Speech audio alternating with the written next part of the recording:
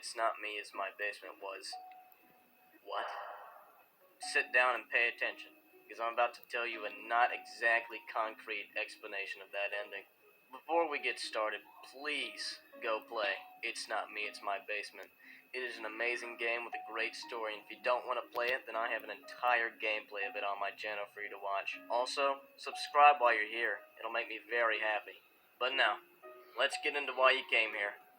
What the heck does this game mean? I have 3 theories on the story of the game, the third of which being my personal favorite, so stick around to hear that one. First theory. There are literal monsters in the basement. Okay, so this theory is pretty cut dry. It is essentially that the story that is presented to you is true and that there are literal shape-shifting monsters that killed Embry's parents in their basement. Now I know this seems like a kinda anticlimactic explanation, but there are signs to this being just the case. Like the weird black tentacles in the toy box and the loud roars we hear each time we feed the monsters.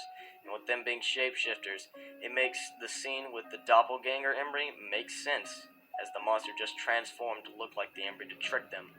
But also it was stated that that part of the story was a nightmare and we never actually see the monsters. But we did get to see them speak to Embry through the door using their parents' voices and theirs as well. But then again, there's not much to say about this theory, so we're just gonna move on. Second theory. Embry killed their parents. Hold on, I know this sounds like a stretch, but hear me out here. This theory gives us both a solid case of what happened to Embry's parents and what the monsters are. This theory states that Embry has some kind of alter self that's psychopathic in nature. That self being the one we see in the basement, and that this split self killed Embry's parents and hid them in the basement, and that the parents' bodies and split self are the monsters. Now I know that sounds kind of far out, but it does kind of make sense. Number 1, it explains the second Embry in the basement, and number 2, it gives meaning to the title of the game, saying, "It's not me, it's my basement," alluding that it wasn't them who actually killed their parents, rather their basement split self. Also, we can see that there is a red spot on Embry's outfit, which was said to be paint, but could actually be the blood of their parents. Now, there are some flaws with this theory, one being that Embry says that they never saw their parents die, yet heard that it sounded like they were being eaten by monsters.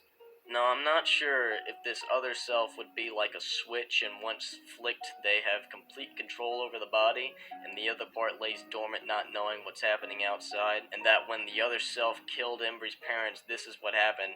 But even if that was what happened, Embry said they heard their parents die. And 2, how would Embry contain something that's in her head in the basement?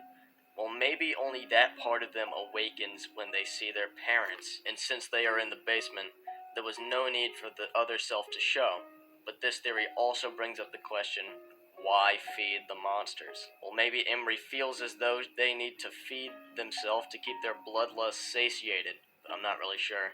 This theory could also apply to our favorite doctor, Dr. D. Light, in that Embry actually did intentionally kill him by throwing him down the stairs, that the other self made Embry see it as if it were an accident, basically tricking them into seeing things when they're in control and killing Delight. But that's enough of this theory. On to the next one.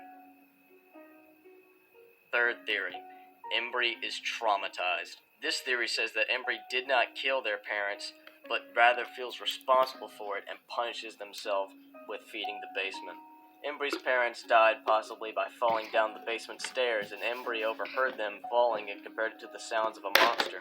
But why would Embry feel responsible? Well, people usually have unexplainable instances of guilt over situations they have no control over. Maybe they felt like they could have prevented it somehow. But this also makes us wonder why they would feed the monsters. Well, maybe these monsters represent depression, which would explain why the monster said, Makes sense. "You really hate yourself this much." And this ritual of feeding these I'm not monsters sure. is actually them It's trying kind to of weird, cope with though. the loss of their parents by pretending they're still alive and feeding them in the basement. But eventually, the monsters grow too strong after the And death by the of way, Dr. my name Eli, is actually and they Reed, but you have can to call go me face their Luigi. fears I'm so directly at the end sorry. of the game. Now, like the other theory, this does bring up some problems, such as the monster roars He's and ugly. bangs on the door. But perhaps that's all just the imagination of a child processing these feelings. After all, Embry is a child. But all in all, it's up to you to decide what this game means to you. These are just some of the explanations I found myself. If you like this episode, please subscribe for more scary stuff. And leave your theories down in the comments below. I'd love to hear what you have to say. See you, But anyways, see you in I'll my see you in next the next video. episode. Bye-bye. Ula.